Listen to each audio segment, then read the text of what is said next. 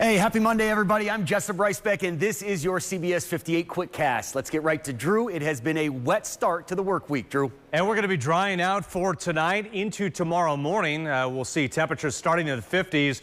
Jessup, I did the mowing forecast, not just because I like to mow, but I think a lot of people probably have to do that. On Tuesday, lower 60s at 9 a.m., noon about 67, and by the late afternoon, upper 60s along the lakefront, low to mid 70s inland, so a little bit warmer inland for your Tuesday. All right, Drew, thank you. Turning now to a developing story, the deadly shooting of a retired Wisconsin judge who investigators say was on the gunman's hit list. Our Melissa Zigowitz joins us now, and Melissa, there were some big names on this hit list. Yeah, just 56-year-old Douglas Udi is suspected of killing Judge John Romer in his home in Juneau County.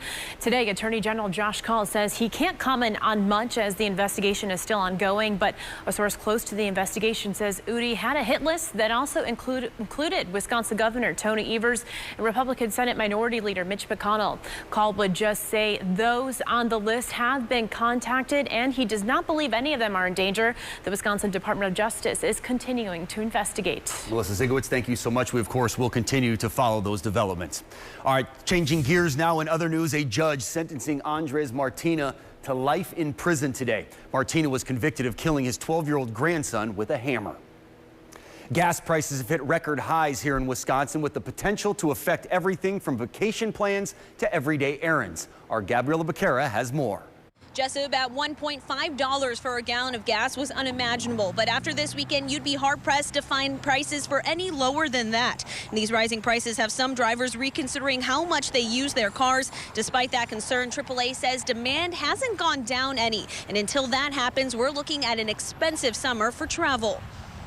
It's been tough for all of us. Thank you, Gabby. And as we approach graduation and wedding season, there is a gas shortage of a different kind. We're talking about helium. Local business owners tell us the national shortage is worse than ever, and it affects everything from floating balloons to medical industry things like MRIs. It could be a tough season for local summer camps. The Tri-County YMCA tells us they have wait lists for almost every age group because they simply don't have enough counselors. The executive director tells us they're offering financial bonuses for anyone who finishes counselor training and, of course, finishes the summer.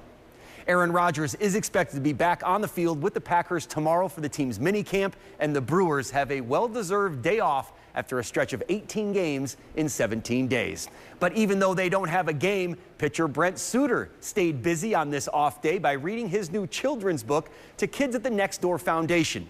The Binky Bandit's main character, Wally the Doodle, is inspired by Brent's own mini golden doodle dog, who had a tendency to steal the Suter's new babies, Binkies. And tonight on the CBS 58 News at 9 and 10, the latest on a potential beer district near American Family Field. Plus, the high-profile technique some companies are using to attract new workers.